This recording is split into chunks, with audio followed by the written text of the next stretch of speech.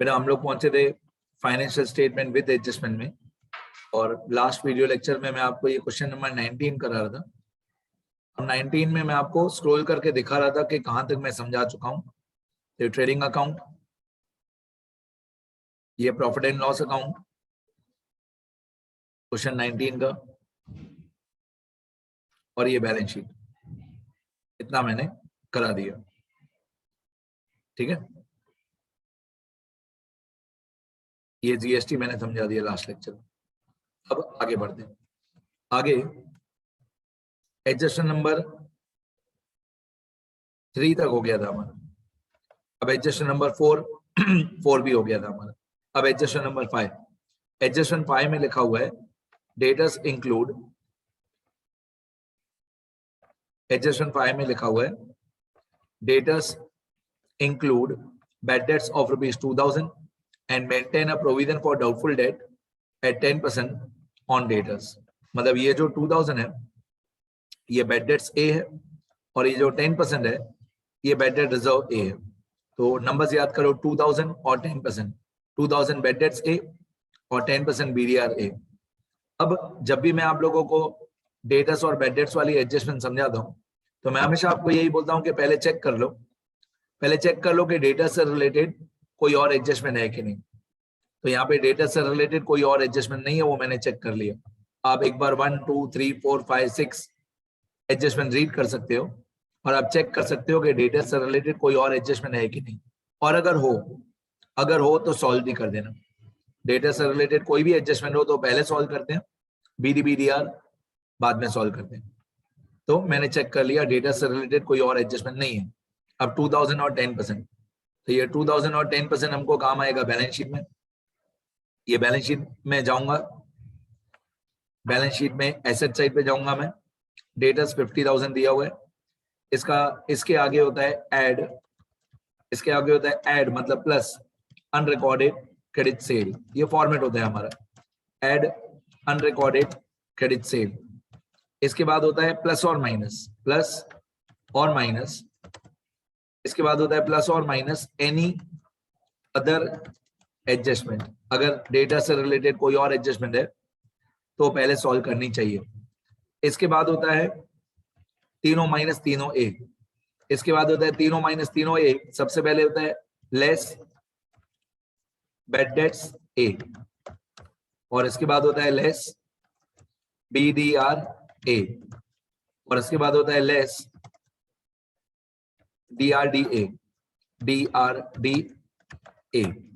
तो ये हमारा फॉर्मेट होता है, ये फॉर्मेट हमेशा के लिए याद कर लो।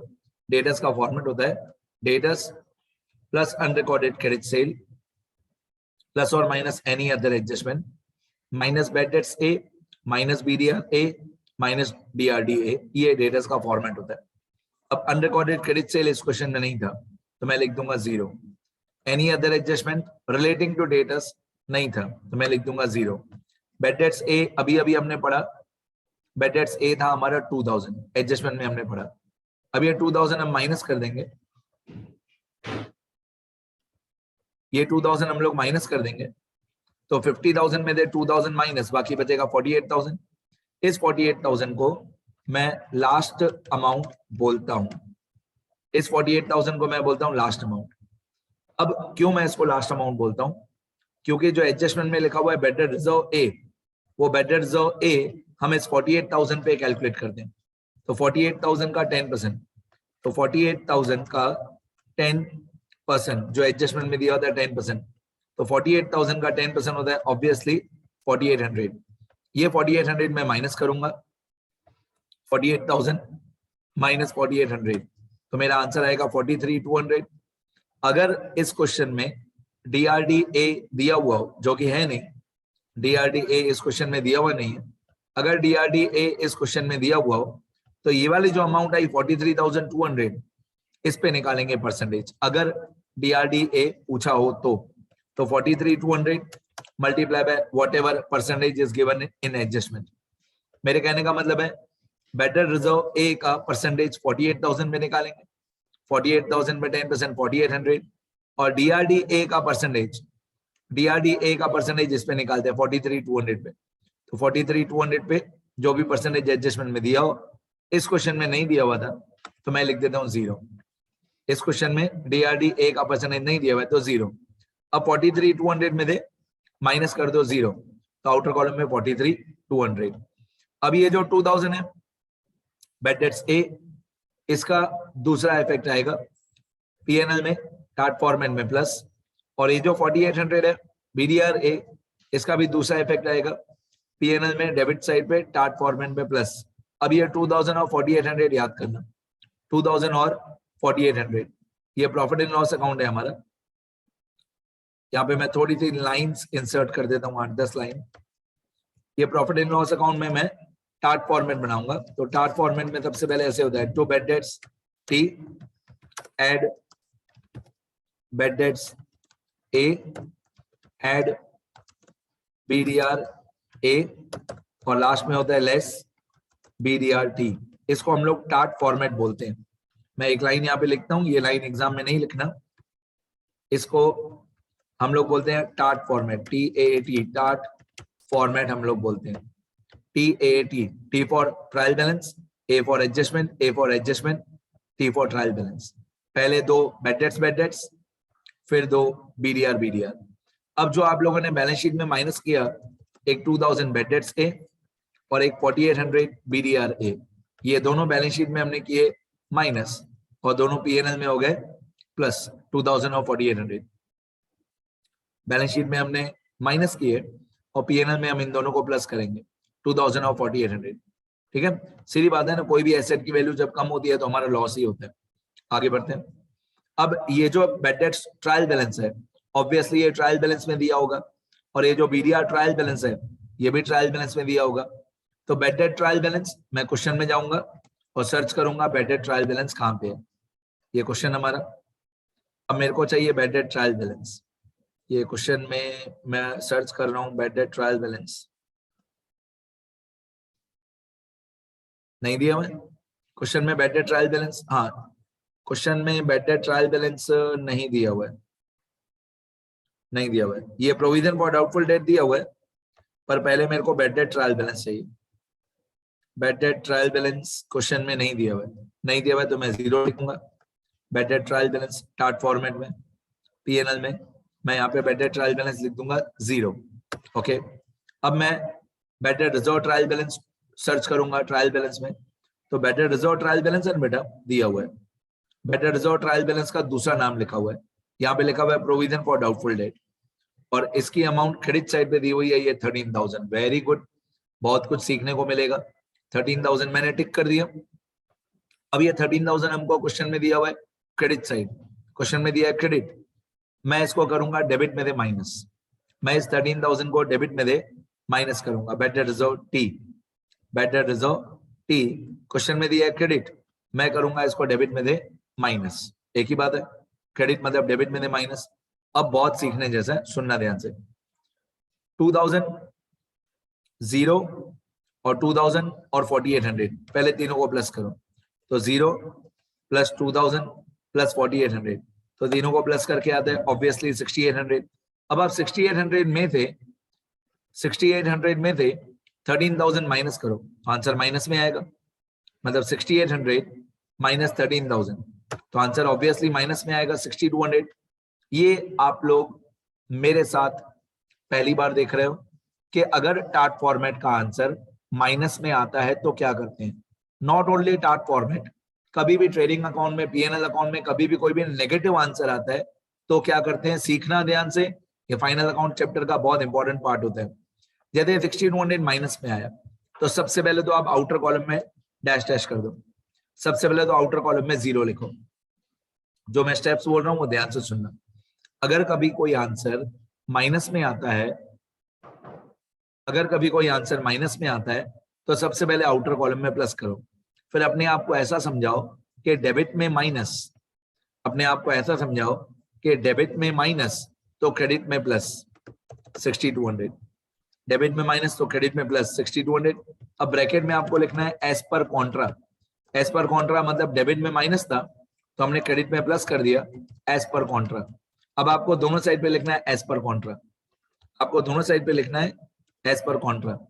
अब इसकी हेडिंग क्या है, ये 4 बार जो प्लस माइनस हुआ, बेड डेट बीडीआर, ये जो 4 अमाउंट है ये एक्चुअली है क्या, ये बेड डेट रिजर्व है। तो हम लिखेंगे बाय बीडीआर और ब्रैकेट में as per contra, simply debit में माइनस मतलब क्रेडिट में प्लस। आपको ऐसे याद करना है, डेबिट में माइनस मतलब क्रेडिट में प्लस। अगर कभी कोई आंसर क्रेडिट में माइनस हो रहा है, अगर कभी कोई आंसर क्रेडिट में माइनस हो रहा है तो आप बोलोगे डेबिट में प्लस। सिंपल है, डेबिट में माइनस मतलब क्रेडिट में प्लस, क्रेडिट में माइनस मतलब डेबिट में प्लस, और दोनों साइड पे ब्रैकेट भी लिखना है एज पर कॉन्ट्रा। ऐसा कब करना है, जब इनर कॉलम में कोई नेगेटिव अमाउंट आ रही हो। ऐसा नहीं है कि डार्ट फॉर्मेट में, और भी 2-3 ऐसी ट्रांजेक्शन होती है जिसमें नेगेटिव अमाउंट आती है, ठीक है। तो डेबिट में माइनस आए तो क्रेडिट में प्लस कर देना, डन। और डेबिट साइड पे आउटर कॉलम में 0। चलो, bad debts and bad debt reserve भी हो गया हमारा। अब एडजस्टमेंट नंबर 6 जो है, ये लिखा manager is entitled to get 10% commission on net profit after charging such commission. ठीक है, मैं फिलहाल इसको सॉल्व नहीं करता हूं, जब मैं बैलेंसिंग करूं मैं एफेक्ट्स बता देता हूं, अभी इसके एफेक्ट्स बता देता हूं, पर ये सॉल्व अभी होगा भी नहीं। ये सॉल्व तब होगा, यहाँ पे लिखा है net profit, commission on net profit, तो ये सॉल्व तब होगा जब हमारा ट्रेडिंग अकाउंट, पीएनएल अकाउंट सारा बैलेंस हो जाएगा, उसके बाद ये सॉल्व होगा। मैं एफेक्ट्स बता देता हूँ। मैनेजर को कमीशन देनी है 10%, तो ये हमारे बिजनेस के लिए एक्सपेंस है, तो हम इसको पीएनएल में डेबिट करेंगे। पीएनएल में डेबिट करेंगे, सही बात है, लेकिन पीएनएल में डेबिट साइड पे एकदम नीचे, पीएनएल में डेबिट साइड पे एक्चुअली 2 बार पीएनएल को बैलेंस करते हैं, वो सब मैं धीरे धीरे समझाऊंगा। यहाँ पे मैं लिखूंगा मैनेजर्स कमीशन, पीएनएल में डेबिट साइड मैनेजर्स कमीशन, यहाँ पे होगा डेबिट। अब क्वेश्चन में लिखा है 10% कमीशन आफ्टर चार्जिंग कमीशन, वो सारी स्टोरी मैं समझाऊंगा आपको, अभी नहीं। एक इफेक्ट होता है इसका पीएनएल में डेबिट मैनेजर्स कमीशन, दूसरा इफेक्ट होता है इसका बैलेंस शीट में लायबिलिटी साइड पे। बैलेंस शीट में लायबिलिटी साइड पे हम लिखते हैं कि हमको मैनेजर का कमीशन पे करना बाकी है, तो हम ऐसे लिखते हैं आउटस्टैंडिंग कमीशन ऑफ मैनेजर, ऐसा लिखते हैं हम लोग। अमाउंट इसकी मालूम नहीं है, अमाउंट इसकी बाद में आएगी, ठीक है, बहुत लंबी स्टोरी है इसकी अमाउंट की। इफेक्ट्स मैंने बता दिए, पीएनएल में डेबिट और बैलेंस शीट में लायबिलिटी में क्रेडिट, मैनेजर्स कमीशन, अमाउंट बाद में। अब हम लोग आ गए एडजस्टमेंट नंबर 1 से लेकर 6 तक हो गया। अब ट्रायल बैलेंस के एंटिक आइटम, ट्रायल बैलेंस के एंटिक आइटम कंपैरेटिवली सॉल्व करना बहुत इजी होता है। ड्राइंग्स हो गया, टिक कर दिया, कैपिटल हो गया, प्लान एंड मशीनरी हो गया, डेटर्स हो गया, क्रेडिटर्स हो गया, रिटर्न इनवर्ड। अब ये जो रिटर्न इनवर्ड लिखा हुआ है मतलब सेल्स रिटर्न, रिटर्न इनवर्ड का मतलब होता है सेल्स रिटर्न 8000, 8000, ये 8000 हम लोग सेल्स में माइनस कर देंगे। ट्रेडिंग अकाउंट में क्रेडिट साइड सेल में माइनस 8000 सेल्स रिटर्न, सेल के नीचे हम लोग लिखेंगे less sales return, inner column में 8000, आउटर कॉलम अभी नहीं, थोड़ी देर के बाद आउटर कॉलम। सेल मैंने माइनस कर दिया, एक इफेक्ट। क्वेश्चन में दिया हुआ डेबिट, मैंने कर दिया क्रेडिट में माइनस, एक ही बात है, डेबिट मतलब क्रेडिट में माइनस। फिर आपको दिया हुआ रिटर्न आउटवर्ड 7000 मतलब परचेज रिटर्न, परचेज रिटर्न 7000 आएगा, परचेज में minus. Trading account debit side, purchase में माइनस 7000, परचेज रिटर्न, तो परचेज में माइनस 7000, परचेज रिटर्न 7000, परचेज में माइनस, परचेज रिटर्न 7000। आगे आउटर कॉलम में बाद में लिखूंगा। इसके बाद आप लोगों को क्वेश्चन में क्या दिया हुआ है, परचेज रिटर्न सेल्स रिटर्न के बाद आपको दिया हुआ है डिस्काउंट अलाउड। अब डिस्काउंट अलाउड पीएनएल में डेबिट होता है, ये डिस्काउंट अलाउड, इसकी अमाउंट दी हुई है 7000, 7000 डिस्काउंट अलाउड, ये पीएनएल में डेबिट होता है, पीएनएल में डेबिट साइड 7000, मैं लिखूंगा to discount allowed, to discount allowed 7000 PNL में डेबिट साइड। नेक्स्ट, इसके बाद आपको क्वेश्चन में दिया हुआ है डिस्काउंट अलाउड के बाद आपको दिया हुआ है डिस्काउंट रिसीव्ड, ये क्रेडिट साइड पे दिया है 6000, डिस्काउंट रिसीव्ड 6000 क्रेडिट, तो ये होगा पीएनएल में क्रेडिट, पीएनएल में क्रेडिट साइड पे डिस्काउंट रिसीव्ड 6000, ये प्रॉफिट एंड लॉस अकाउंट है, प्रॉफिट एंड लॉस अकाउंट में क्रेडिट साइड पे बाय डिस्काउंट रिसीव्ड पीएनएल में क्रेडिट साइड 6000। आगे और क्या दिया हुआ है क्वेश्चन में? इसके बाद आपको क्वेश्चन में दिया कमीशन। कमीशन बेटा आपको डेबिट में दिया हुआ है। अगर कमीशन आपको डेबिट में दिया हुआ है, अगर कमीशन डेबिट में दिया हुआ है तो ये पीएनएल में डेबिट ही होगा 15000। डेबिट वाला पीएनएल में डेबिट ही होता है 15000। तो मैं पीएनएल में जाऊंगा, पीएनएल में मैं डेबिट साइड पे लिखूंगा 15000। ये डेबिट वाला जो कमीशन हुआ ये कमीशन पेड हुआ, और क्रेडिट में अगर कमीशन दिया हुआ है तो वो कमीशन रिसीव्ड हुआ। इन शॉर्ट कमीशन डेबिट वाला पीएनएल में डेबिट ही होता है, क्रेडिट वाला पीएनएल में क्रेडिट ही होता है। आगे अब कमीशन पेड के बाद आपको क्वेश्चन में दिया हुआ है interest on bank loan. Interest on bank loan मैं समझाऊं उससे पहले एक हिडन एडजस्टमेंट है वो समझा देता हूं। देखो ये इंटरेस्ट ऑन बैंक लोन है, मैं टिक कर दूं तो आपको देखे दूर से भी, ये इंटरेस्ट ऑन बैंक लोन है। अब इंटरेस्ट ऑन बैंक लोन आपको डेबिट में दिया हुआ है 12000, ये रहा, मैं सर्कल भी कर देता हूं तो आपको दूर से देखे। ये इंटरेस्ट ऑन बैंक लोन है 12000, ये डेबिट में दिया हुआ है, ये आता है पीएनएल में डेबिट 12000। और आपको नीचे की तरफ एक बैंक लोन दिया हुआ है, देखो ये 10% bank loan, fourth last line, taken on 1 अप्रैल 2020, ये भी टिक कर दिया मैंने। और इसकी अमाउंट आपको क्रेडिट साइड पे दी हुई है 1,50,000, ये रहा 1,50,000। अब पहले 1,50,000 से शुरू करते हैं। 1,50,000 का हम लोगों ने बैंक से लोन लिया, क्योंकि ये क्रेडिट साइड पे दिया हुआ है, मतलब हमने लोन लिया होगा, मतलब ये हमारी लायबिलिटी है, loan taken by us from the bank. तो ये 1,50,000 का लोन हुआ, ये बैलेंस शीट में आएगा लायबिलिटी साइड। ये 10% याद करो और ये डेट याद करो 1 अप्रैल 20। अब मैं बैलेंस शीट में लायबिलिटी साइड पे लिखूंगा, बैलेंस शीट में लायबिलिटी साइड पे 10% बैंक लोन, और इसकी अमाउंट दी हुई है 1,50,000, ठीक है। इसकी डेट भी दी हुई थी 1 अप्रैल 2020। डन। ये एक इफेक्ट बैंक लोन का बैलेंस शीट में लायबिलिटी साइड। अब जो 12,000 इंटरेस्ट दिया हुआ था, जो 12,000 इंटरेस्ट दिया हुआ था वो 12,000 हम लोग लिखेंगे प्रॉफिट एंड लॉस अकाउंट में डेबिट साइड। जो 12,000 इंटरेस्ट दिया हुआ था ये हम प्रॉफिट एंड लॉस अकाउंट में लिखेंगे debit side, sorry inner column में। ये 12,000 पीएनएल में debit side inner column to interest on bank loan, to interest on bank loan 12,000। अब मैं आपको धीरे धीरे समझाना शुरू करता हूं। मैं थियरी वाले पेज में ये बता चुका हूं, पर एक बार फिर से रिवीजन हो जाएगा। देखो पूरी स्टोरी समझो क्या हुआ। स्टोरी में हुआ क्या, हम लोगों ने बैंक से लोन लिया, ये वाला 1,50,000 का हमने बैंक से लोन लिया, ये वाला 1,50,000 का। इस 1,50,000 के लोन पे हमको इंटरेस्ट पे करना था, ये वाला 10%। तो 1,50,000 के लोन पे हमको 10% इंटरेस्ट पे करना था।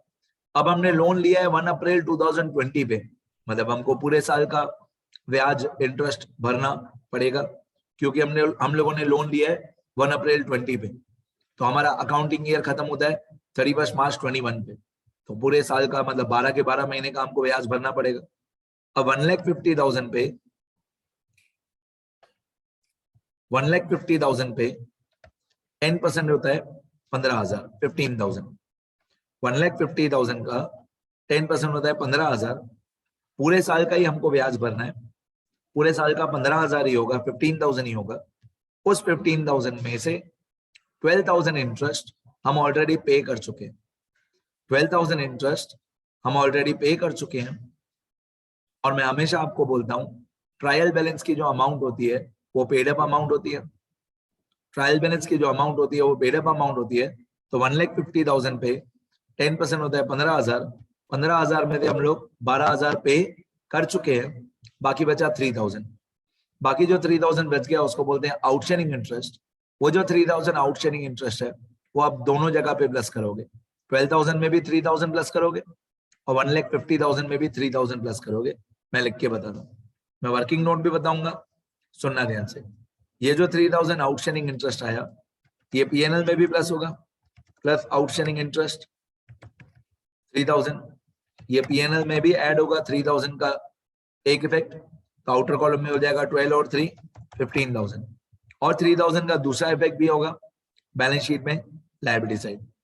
बैलेंस शीट में लायबिलिटी साइड पे बैंक लोन में 3,000 ऐड हो जाएगा, आउटस्टैंडिंग इंटरेस्ट ऐड हो जाएगा, मतलब दोनों जगह पे 3,000 आउटस्टैंडिंग इंटरेस्ट ऐड हो जाएगा। अब मैं आपको इसकी कैलकुलेशन वर्किंग नोट में लिख के भी देता हूँ जैसे हमेशा के लिए याद हो जाए। तो बैलेंस शीट में हो जाएगा 150 प्लस 3 1,53,000। ठीक है, अब मैं वर्किंग नोट आपको बना के देता हूँ एक। वर्किंग नोट्स में मैं लिखता हूं कि हम लोगों ने 10% बैंक लोन लिया था और ये लोन हमने लिया था टेकन ऑन 1/4/2020 और इस बैंक लोन की अमाउंट थी 1,50,000। ठीक है, क्लियर। अब इसमें पहला स्टेप क्या होता है? पहला स्टेप होता है टोटल इंटरेस्ट। पहला स्टेप होता है टोटल इंटरेस्ट।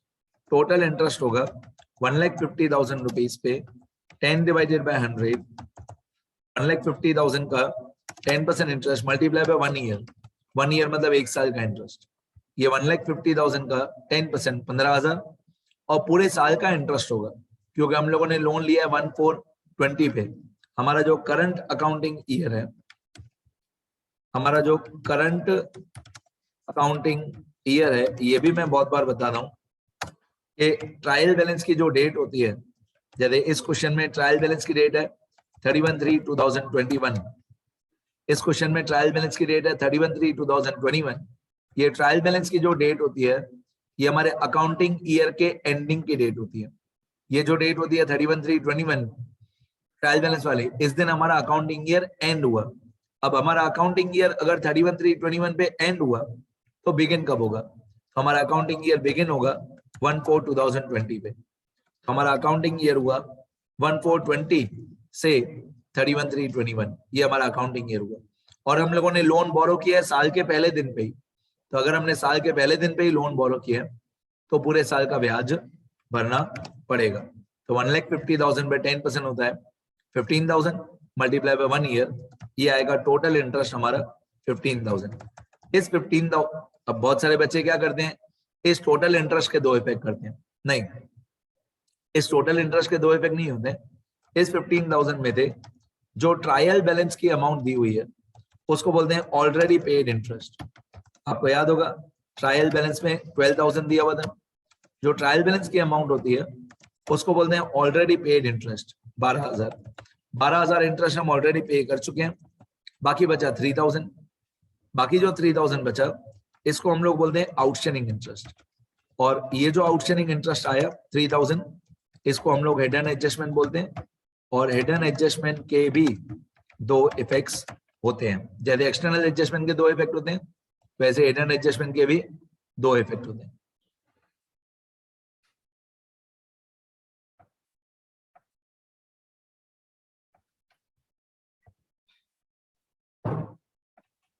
तो हमारा टोटल इंटरेस्ट हुआ 15,000, उसमें से 12,000 ट्रायल बैलेंस में दिया हुआ था, 12,000 हुआ ऑलरेडी पेड इंटरेस्ट, बाकी 3,000 हुआ आउटस्टैंडिंग इंटरेस्ट। तो हम 3,000 के दो इफेक्ट करेंगे और वो दो इफेक्ट क्या थे 3,000 के?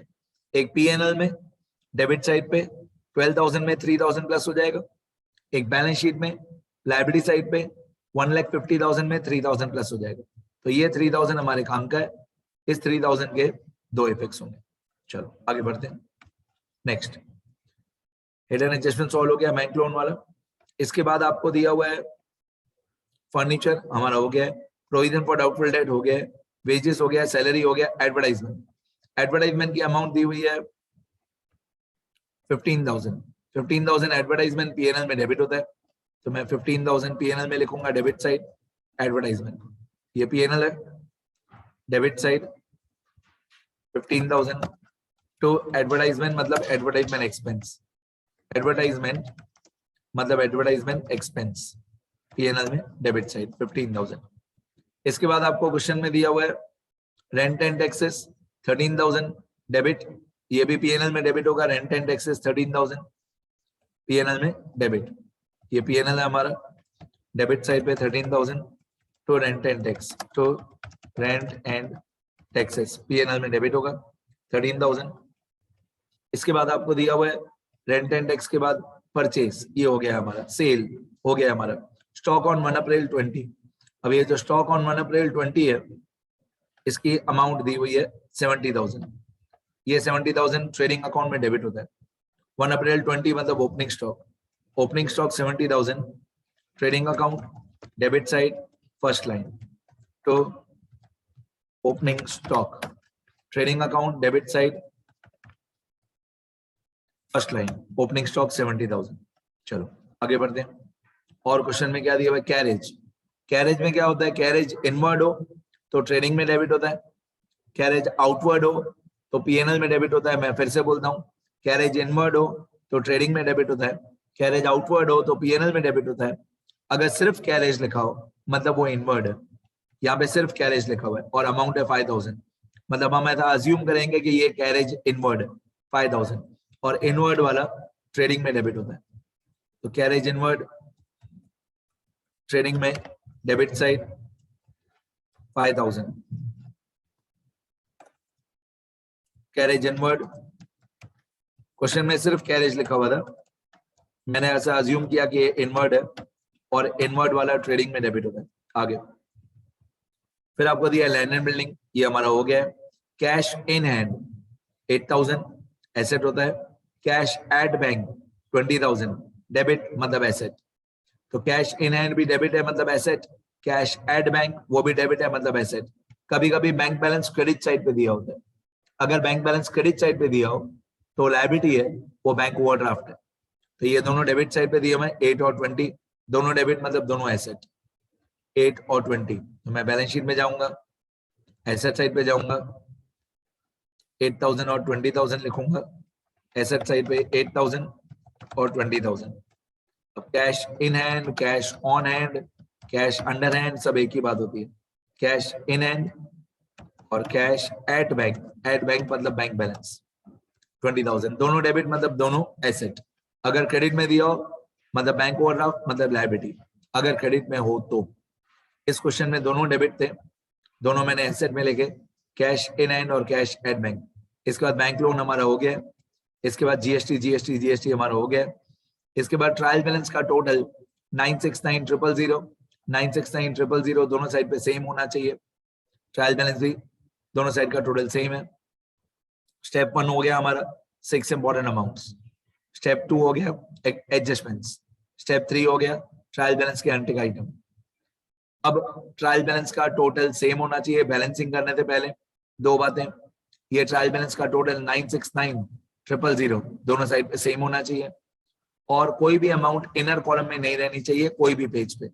यदि ये परचेज है तो 2,60,000 में दे, पहले 10,000 माइनस होगा, फिर 7,000 माइनस होगा, मतलब 260 माइनस 17,000, तो ये आएगा 2,43,000।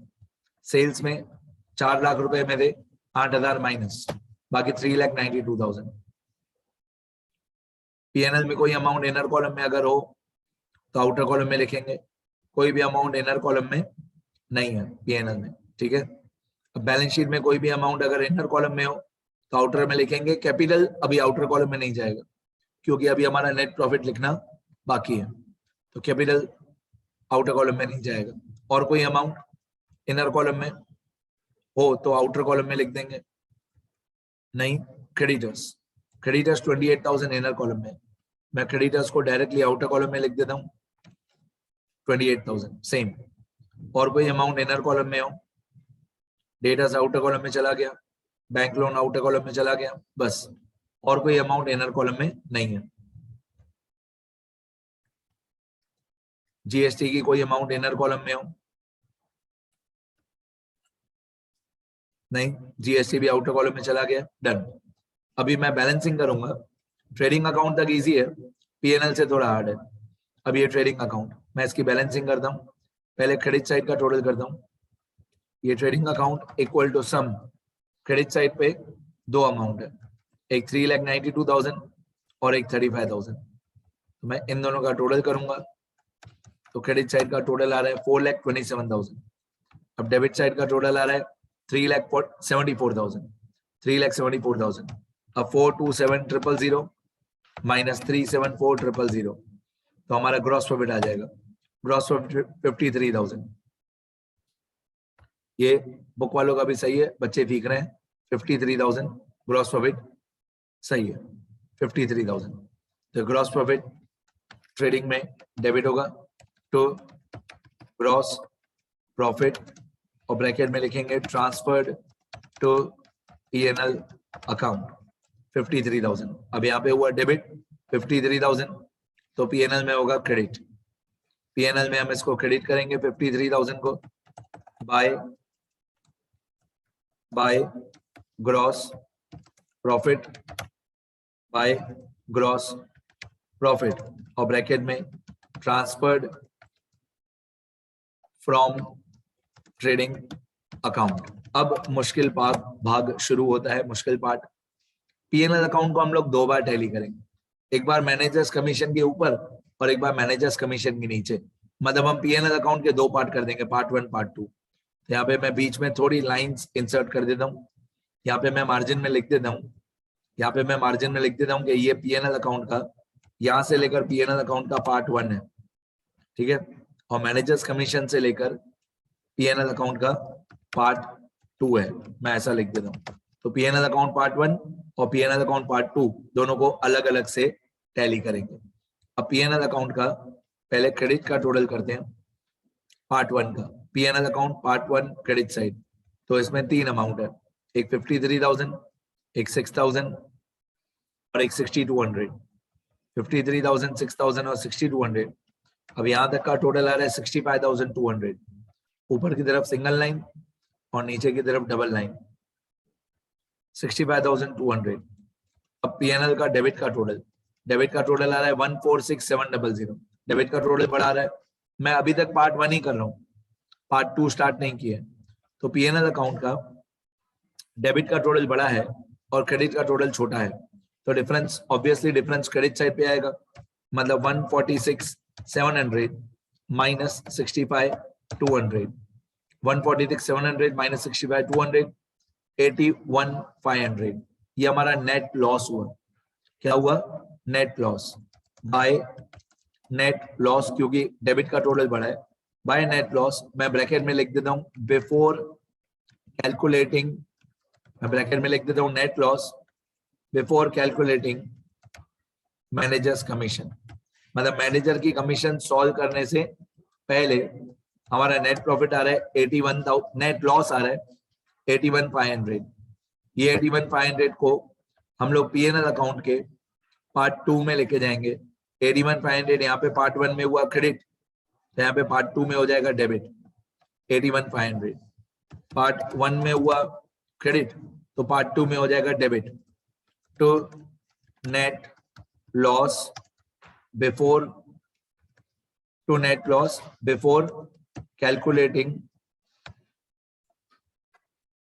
Calculating managers commission. मतलब मैनेजर्स कमीशन कैलकुलेट करने से पहले हमारा नेट लॉस आ गया 81,500। मतलब पार्ट 1 P&L में थे, इसको पार्ट 2 P&L में हम लोग लेके गए 81,500। अब क्योंकि इस क्वेश्चन में प्रॉफिट है ही नहीं, तो हम मैनेजर को कमीशन 10% देंगे ही नहीं, तो मैनेजर का कमीशन हो जाएगा 0। मैनेजर को हम लोग कमीशन नहीं देंगे क्योंकि प्रॉफिट नहीं है, ठीक है। नॉर्मली क्या होता है, नॉर्मली यहाँ पे प्रॉफिट आता है पार्ट 1 में, यहाँ पे प्रॉफिट आता है, तो यहाँ पे होता है डेबिट और पार्ट 2 में हो जाता है क्रेडिट। नॉर्मली जो प्रॉफिट आता है वो पार्ट 1 में हो जाता है डेबिट और पार्ट 2 में हो जाता है क्रेडिट।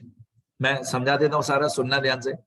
नॉर्मली यहाँ पे मान लो ₹X करके एक प्रॉफिट आता है, ₹X। अब वो ₹X P&L के पार्ट 1 में होता है डेबिट, वही ₹X पार्ट 2 में P&L में हो जाता है क्रेडिट, ₹X। इस ₹X पे हम मैनेजर का कमीशन निकालते हैं। अगर पार्ट 1 में प्रॉफिट होगा, पार्ट 1 में डेबिट होगा, तो पार्ट 2 में क्रेडिट होगा। इस ₹X पे हम लोग मैनेजर का कमीशन निकालते हैं। मैनेजर का कमीशन कैसे निकालते हैं? इस ₹X को मल्टीप्लाई बाय 10 डिवाइडेड बाय 110। अब ये भी थोड़ा ट्रिकी है, मैं अलग से इसका वीडियो लेक्चर बनाऊंगा। मल्टीप्लाई बाय 10 अपॉन 110 क्यों? इसका फॉर्मूला होता है जितना ₹X प्रॉफिट आया उसको मल्टीप्लाई बाय मैनेजर कमीशन। याद है क्वेश्चन में लिखा हुआ था R, मतलब 10 तो इसका फॉर्मूला होता है R अपॉन 100 प्लस R, ये इसका फॉर्मूला होता है। मतलब अगर मैनेजर्स कमीशन लिखा हो 2% तो 2 अपॉन 102, 10% तो 10 अपॉन 110, 5 हो तो अपॉन 105, 12 हो तो अपॉन 112, ये मैनेजर्स कमीशन का फॉर्मूला होता है। तो जितना भी यहाँ पे x रुपीज प्रॉफिट आएगा, अगर प्रॉफिट आएगा तो इस x रुपीज को मल्टीप्लाई बाय 10 बाय 110 करेंगे तो मैनेजर्स कमीशन आएगा। और जो मैनेजर्स कमीशन यहाँ पे आएगा उसका दूसरा इफेक्ट करेंगे लायबिलिटी साइड। इस क्वेश्चन में क्यों मैनेजर्स कमीशन नहीं आएगा? क्योंकि इस क्वेश्चन में नेट लॉस है, तो हम मैनेजर को कोई भी कमीशन नहीं देंगे, तो मैनेजर्स कमीशन हो जाएगा 0। यहाँ पे डेबिट 0 और लायबिलिटी साइड पे मैनेजर्स कमीशन, लायबिलिटी साइड पे मैनेजर्स कमीशन क्रेडिट 0। अब मैं पीएनएल अकाउंट टैली करता हूं और आगे। अब पीएनएल अकाउंट का पार्ट 2 टैली करूंगा तो डेबिट का टोटल, डेबिट में एक ही अमाउंट है 81,500, ये डेबिट का टोटल 81,500। क्रेडिट में भी कोई अमाउंट नहीं है, मतलब मेरे कहने का मतलब यहां से लेकर ये पीएनएल अकाउंट का पार्ट 2। पीएनएल अकाउंट के पार्ट 2 को जब हम टैली करेंगे तो खाली पार्ट 2 की अमाउंट्स देखेंगे, पार्ट 1 को छोड़ देंगे। तो 81,500 डेबिट का टोटल माइनस क्रेडिट का टोटल 0। अब क्रेडिट साइड पे डिफरेंस आएगा 81,500, ये हमारा नेट लॉस हुआ पार्ट 2 का। अब ये जो पार्ट 2 का नेट लॉस हुआ 81,500, इसको हम ट्रांसफर कर देंगे, इसको हम ट्रांसफर कर देंगे कैपिटल अकाउंट में, transfer to capital account. 81,500 obviously ये कैपिटल में दे माइनस हो जाएगा 81,500 क्योंकि लॉस है, तो कैपिटल में दे होगा माइनस, ड्राइंग्स के नीचे नेट लॉस माइनस हो जाएगा 81,500। बेटा ये वीडियो लेक्चर अभी एंड हो जाएगा, मैं ऊपर नीचे स्क्रॉल नहीं कर पाऊंगा, तो पूरा वीडियो आगे पीछे करके स्क्रॉल खुद ही कर लेना। तो 3,50,000 माइनस 15,000 माइनस 81,500, 253,500। अब बैलेंस शीट का टोटल, पहले लायबिलिटी साइड का टोटल, लायबिलिटी साइड पे जो भी अमाउंट्स है उनका टोटल 253,500 और 3-4 अमाउंट्स और हैं, इनका लायबिलिटी का टोटल 445500, एसेट का टोटल 445500। टैली हो रहा है? बताइए। अभी वीडियो एंड हो जाएगा, पूरा स्क्रॉल करना ऊपर नीचे, बीच बीच में पॉज करके लिखना सारा, ठीक है? बैलेंस शीट टैली हो गई हमारी।